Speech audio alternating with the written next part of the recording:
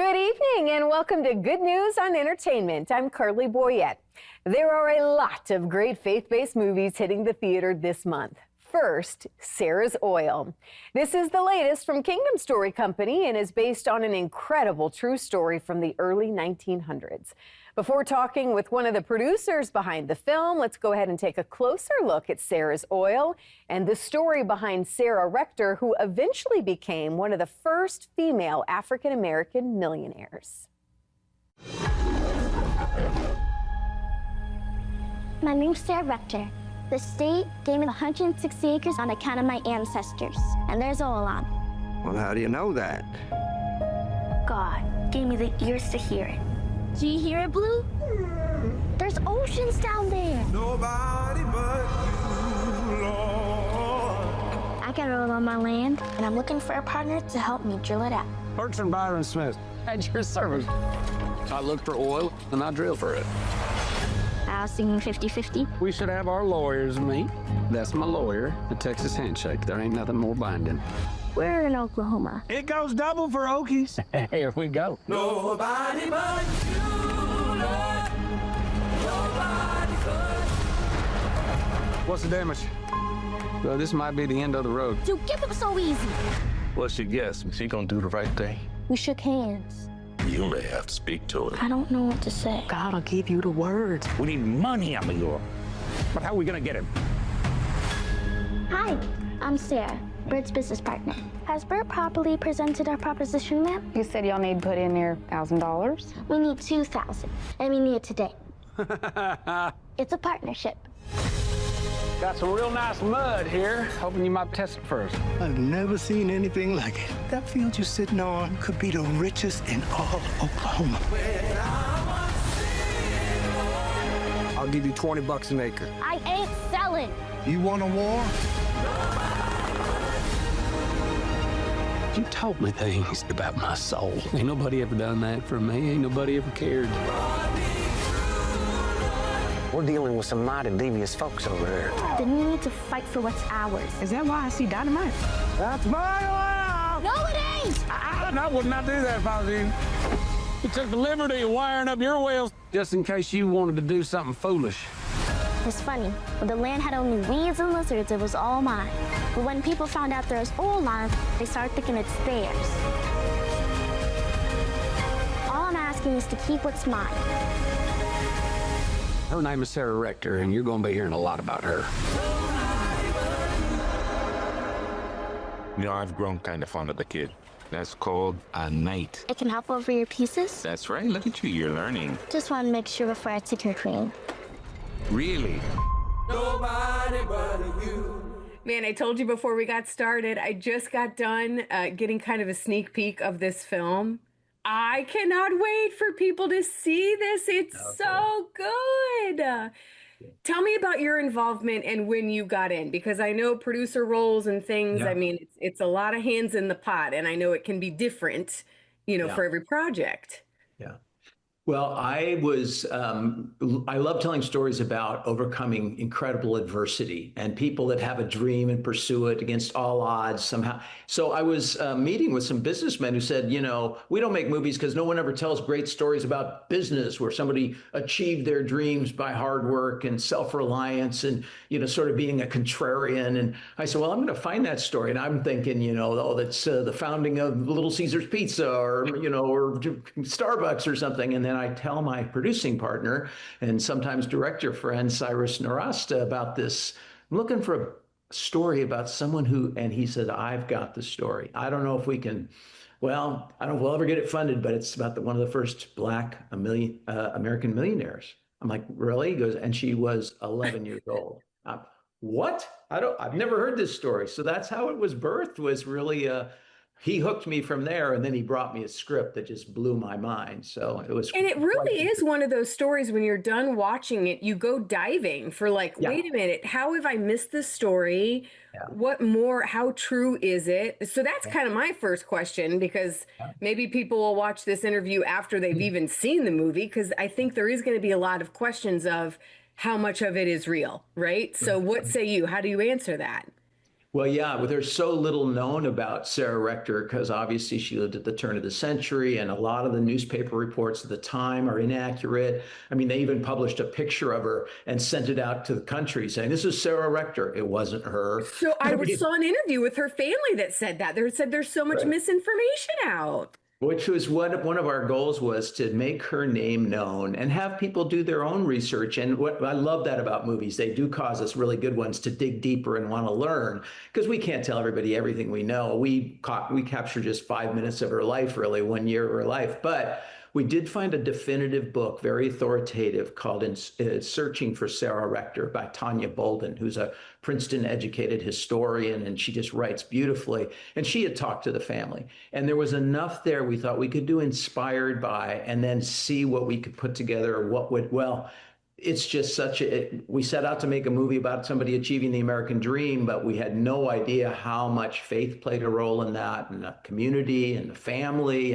and just her own sort of self-reliance, determined, stick-to-itiveness, and her faith, her just conviction that I will not be denied. I will not sell this land.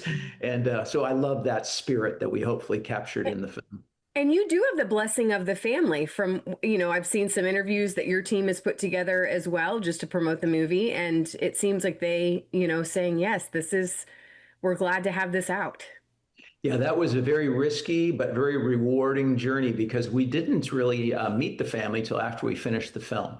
And then we went and showed it to them. That was the first time we sat with them in a theater, and who knows how they would have responded. But they, and I started by saying, look, this film is probably a poor representation of your actual great aunt, just as you guys are poor representations of her, and so am I. We're all not perfect reflections, but hopefully we've captured the spirit. Well, afterwards they said, you caught it. That was our great aunt. And so we love that we have their endorsement, their support, and I think it will generate more interest in their story and who Sarah was, because like I said, we captured 5 minutes. Her life after that, she went on to become quite a philanthropist and a benefactor, and gave back to the community. I think hopefully that will inspire others. One of the most impactful, I think, themes, or what my takeaway was from it as a mom, and I have a 12-year-old, an 11-year-old, and a 6-year-old. Yeah. And I'll probably tear up saying it, but I never want my kids, I think we're not all guilty of it, but I think a lot of times we can dismiss kids and maybe what they feel that they have been given by the Holy Spirit, or that, I just never want to discredit just because they're young, that God may not have given them something, or it may not have come from him. This is such a beautiful, her story, is such a beautiful example of that. Well, you just kind of nailed it, Carly, because I just got choked up listening to you, thinking about my mom telling me you can be whatever you want to be, and me having a dream back in little Glen Ellen, Illinois, when I was in like junior high. I'm going to be on TV. Like, yeah, right, someday. And to be able to be a part of making a movie and getting it out in theaters through MGM, Amazon. How could that happen for some kid out in the middle of the sticks outside of Chicago, only because a mom had faith and drove me to auditions and gave me the courage, just as Sarah's mom in this movie, you'll see, was so instrumental in supporting her daughter. And isn't that life trying to steal our dreams, always trying to crush our dreams, or tell us your dream's no good, or that land you have is worthless, or those gifts you've got are unsuitable for anything? But Sarah would not be denied. She believed that, hey, if I got this land, it must be a gift. If it's a gift from God, I'm going to use it. And I love a mom's power to inspire. I have 3 daughters, so what you said got me choked up. It's true. And I think we do. I mean, I feel like we are in an age now where maybe people are a little bit more accepting of younger entrepreneurs, right? Like, I mean, there's been some really cool stories of what young teenagers and things can do. So maybe it'll inspire more of that, of like, you know what? You don't have to go to college and have all these degrees to then all of a sudden start your business or feel like you can have, an impact on the world. Start now. That's right. I think so many times we look for ability as being so important, and a lot of times it's just availability. People showing up and saying, well, somebody ought to do something. wait a minute, I'm somebody, maybe I can do this. And I think young people, the next generation, this is our hope, and this is where we invest, and this is where I want to make a difference by making movies like this that will hopefully inspire others to follow your dream, to fight for your dream, to believe, to have faith, because it does require, I think, deep faith. That gives us a little bit of an edge as filmmakers, as actors, as artists in business. I think you have to have faith, and you have to have friends, and you have to have family, and you have to have a little community. But that's how we get by, is together. You know, what do they say? If you want to go fast, you go alone. If you want to go far, you go together. Sarah went far. Something else I want to bring up, just the race element, I think is so beautiful in this, and how they were able to, both of them, really look beyond what the color of your skin was. Is that a true part of the story, that, Absolutely. You know, they were really willing to kind of work together when so many people were not? Yeah, I think we hear so many stories of people not working together.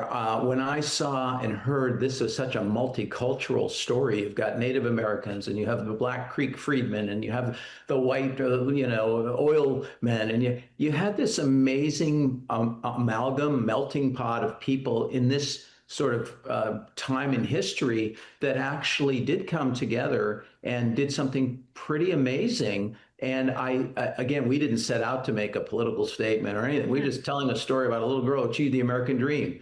But she had agency to help others and get help. And together, people went much farther in unity than they could have ever gone alone. And I think that's the key to why I've responded so strongly to it. Is it's true of my own life. It takes a village of people to help us along the way. We learn a little bit from everybody. And she was certainly someone who taught as well as was willing to be taught.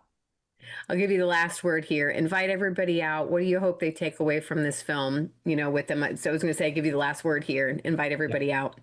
Well, my hope is that by seeing this film, it will cause, like I said, people to be inspired to realize there's hope, that you can have a dream, that we need to encourage and cultivate this spirit amongst one another. And we don't know who the next Sarah Rector might be, or the next, just innovator, inventor, the next artist. But we've all been given gifts. And as it says in the film, the only sin is not to use them, to discount them, to somehow undervalue them, or to stomp on somebody else's.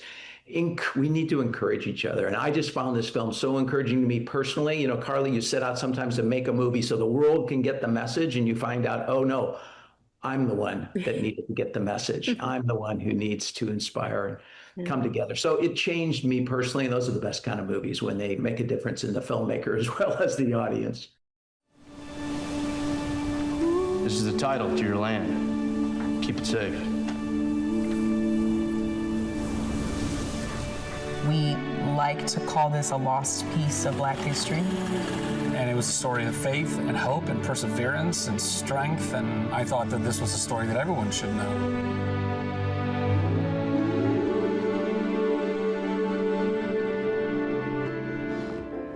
My name's Sarah Rector, and I have 160 acres off the Cimarron Bend, and there's a lot. This is an absolutely true story, and I was stunned that I never learned about Sarah in school. She broke down racial barriers. I think she challenged what people thought was allowed for a person of color, and she wasn't going to apologize for it. It's a partnership. Once I found out that the filmmakers were dedicated to telling as accurate as possible story of the trials and tribulations of this young girl and what she went through after oil was discovered over her land, and it makes me feel so good. And I am really, really, really happy for my family, because this is something they've been fighting for and pushing for. And I don't know if you are God sent or hellbound, but that girl is the salt of my earth and the sun in my sky. Nothing happens to her. When I read the script, I was like, wow, if I get picked to share this story, I want to do the best that I can, because it's not a story that everybody knows. I felt like I knew her. I felt like I understood her. I felt like that's my mama. That's my grandmama. That could be me. The state gave me that property on account of my ancestors. I knew in my soul there was oil on it. It's funny. The land had only weeds and lizards, it was all mine. But when people found out there was oil on it, they started thinking it's theirs. What are you doing out here? My hope is that after seeing this, everyone is going to know who Sarah Rector is. At the very least, I want anyone who gets the pleasure of watching this movie to come away with more understanding of who we are as a nation, of the things that transpired in history. God gave me ears to hear, Mama. He gave me that land for a reason. It's courageous and it's bold, and it might be rocky at times. This is the perfect story to be a forever story because it's timeless. It's fun, it's entertaining, it doesn't shy away from the struggles, but that's why we go to the movies. That's why we love movies. Her name is Sarah Rector, and you're going to be hearing a lot about her. I hope that anybody will really come see it, but the people who I wanted to see it the most are little black girls all over the world, because when they see this, they'll be like, wow, I can accomplish my dream. I can do whatever I want to do in this world. And nobody should ever tell any person that they can't do something, because they can. Sarah's Oil is in theaters November 7th. Go to sarahsoilfilminspires.com for more info. Okay, now I know we are now in November, but is it too early to start talking about Christmas? I don't think so. That brings me to the next film I want to tell you about. All is Merry and Bright is set to light up theaters also on November 7th. Take a look. So, anyone here who can bring us up to speed on our exciting December calendar? Dim the lights. The Christmas plan. Oh my gosh. That's when everyone cheers ecstatically. Yeah! It all begins when we decorate the house. That's not what I ordered. Hey, those are my shades. We have the school concert, so everybody needs to practice. Game. Cookies will be provided by Do Re Me. Hello? That was the governor. She just ordered 200 of my cookies. When are you gonna do all that? I'm just gonna do it. And your whole family's gonna be here in 4 days. Mom? We're coming today. No. I still need to paint over a patch in the wall. You got a cat in the wall? Patch. So we have Pop and Gran and Uncle Walter and Aunt Alicia, Aria, all under one roof. She brought the dog. Honey, I know you're doing all this for people. You're not going to slow me down. But don't forget to enjoy time with people. You told me to start saying no to people, so no! She hasn't told you. What are you talking about? This may be the last year that I walk, Paul. You and I are in this together, all right? Sis, I'm only missing one screw. What happened to my sewing machine? Dad is fixing things. There are just so many buttons that don't need fixing. Mom, you're being really intense. Well, the stakes are high, Nick. I don't want to see you get burned out. Huh, too late. They only gave you morphine, right? Miracles still happen, man. All will be merry and all will be bright. Well, Eric, so good to see you again. How are you doing? I'm doing great. It's good to see you too. I love it. You told me before we Again. got started, you're at Mom and Dad, so maybe you're already getting in the holiday spirit by getting home a little bit early. Yeah. Oh, yeah. It's great. I always love getting to my folks. They live in San Diego at the beach, so it's really nice. You know, you don't kind of tie Christmas with the beach, but we make it work. And Hey, so I'm in Florida. We do it all the Yeah, time. So exactly, just on yeah. different coasts. Christmas travels for sure. Yeah. Hey, I am so excited to see you in this film. Of course, we chatted a couple months back for Average Joe. And we talked before the movie kind of came out, but man, that was Yeah. such a good movie. I loved that movie.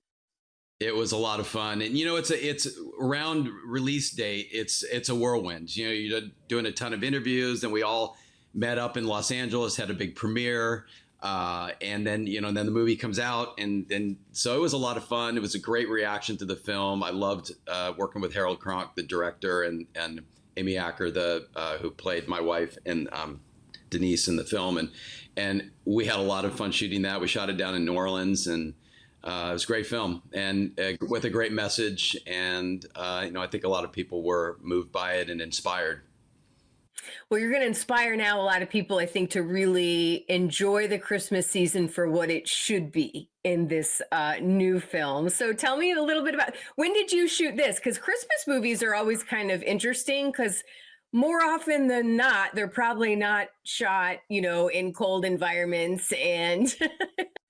No, and it was not cold. The good news was we shot the film All Is Merry and Bright, which is coming out November 7th is the release date. We shot it in Atlanta, Georgia, and a place called Stone Mountain, Georgia, which is really cool.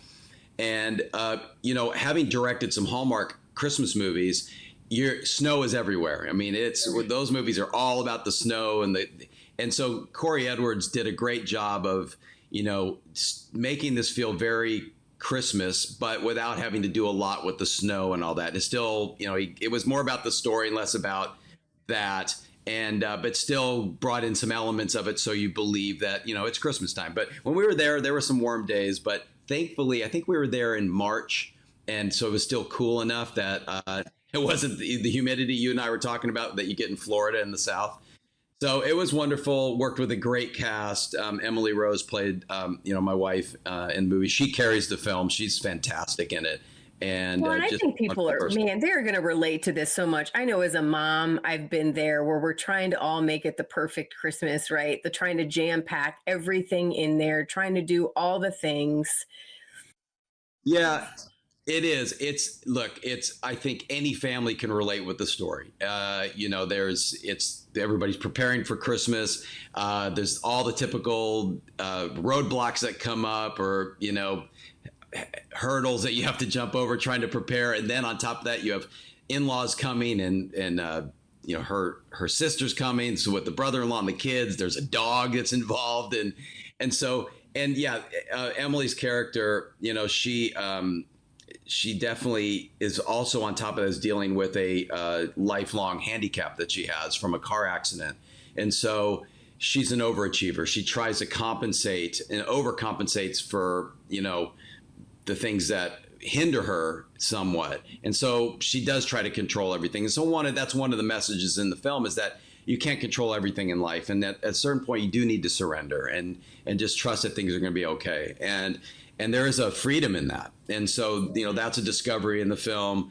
There's messages of forgiveness and redemption, reconciliation. I was just going to bring up the forgiveness part too. That's another big piece. And I think especially at the Christmas season, again, it's a good kind of a mental check of, especially as it leads into the new year. And, I hate to say New Year's resolutions, but I do think it's an opportunity to maybe check to see where we're at, and what we want for our future.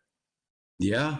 Yeah. And, at the end of the day, that's the Christmas message. We give each other gifts, one out of love, but also as a representation of the ultimate gift we got from Christ, right? The eternal life. That was his gift and why he came and suffered. And so we honor that by giving each other gifts and loving each other and eating all this food and blessing each other with big meals and gathering together. And I think, the Christmas season and, or the holiday season can be tough for some people, but it's also a time for, fellowship and coming together and having a great time, and gives us opportunity to maybe air some stuff out and find some forgiveness and reconciliation. And that's the message of this film, which I love. There's a great journey for all these characters. Paul, who I play, he's kind of the calm. He tries to be the neutral guy, just keep everybody happy. And I think his flaw is that he overcompensates in the other direction, trying to always praise his wife and make her feel good because he knows she's struggling. But what ends up happening, she sort of resents that a bit. And finally, she gets to a point, she's like, stop, doing that to me, and just let me be, And okay, I was trying to lift you up, So he's a great guy, and he's silly. I love playing this character because he's willing to have egg on his face and be goofy and have fun with his kids. And so it's a fun family. They're very much into their talent show that they do every year at Christmas. And, the Tannenbaum, they call it the Tannenbaum talent show. And it's just all of them come up with these insane skits, you know, and then you got John O'Hurley and Sally Struthers, and they're two comedic geniuses. So to watch them work was such a blast. I was going to say, this movie seemed like a lot of fun to film. I don't know if it really seemed like work for you. It really did just look like a joy to kind of do. So I will tell you, and I don't say this lightly, this is one of my top 2 favorite jobs I've ever had in my life. And it's not against anything else I've worked on. It was just what you talked about. It was so effortless. We all showed up. Everybody got along. There was no egos. It was just a wonderful environment, atmosphere. And really, it was, you know, it starts at the top, and Corey Edwards, our director, he created such a great tone on set, and then just trickled down to everybody else, the crew, the cast. And so we had a great time. Even the dog was in line and behaved. That was I love it. Those are hard to do. Yes. Before we kind of hang up here, what's your favorite kind of Christmas tradition that you do with your family? You're a big family guy. Well, there's a couple things. One of the things, when we get the chance, we love to ski. So snow ski. So we have 2 daughters. They're grown now, and so getting a chance to go skiing together is really fun. But ultimately, it's getting people together. So this year we're going to be with my wife's family. You know, last Christmas, my mom and dad and Carrie and I went on a river cruise and went down the Danube River and ended up in Budapest, where my mom is from. And so we love that. And, you know, finding time to get together and just having family together, that's really my favorite part. No, well, I hope you have a wonderful season. And again, I think a big part of the holiday season, the Christmas season, is watching movies together as well. So hopefully this will be another fun kind of classic that families can watch. So on that note, that's a good thing. There's a tradition that we also do. We watch It's a Wonderful Life. That's got to be watched. We watch Elf, which we have every year, and we watch The Muppet Christmas Carol with Michael Caine and the Muppets. Those are our 3 go-tos, and then there's a few others we throw in there. But gathering up on the couch, and, you know, isn't it amazing? You can watch It's a Wonderful Life 100 times, and you still cry every time. It's my favorite movie ever. I mean, I've told people that, and I just love the message of that film. And you know what? And there's similar messages in this film, All Is Merry and Bright, that you get from It's a Wonderful Life. Again, this film hits theaters beginning November 7th, and you can go to maryandbright.movie for more info. Now, there is also one more Christmas movie hitting theaters the same weekend. Next week, I want to tell you more about The Christmas Ring. It's both a book and a movie from best-selling author and now filmmaker Karen Kingsbury. Again, more on that from Karen herself next weekend. In the meantime, if you have any questions on what you saw tonight or anything you've seen on CTN, just go to ctnonline.com. Thank you so much for tuning in tonight. I'm Carly Boyette, and I look forward to seeing you next week right here on your Christian Television Network.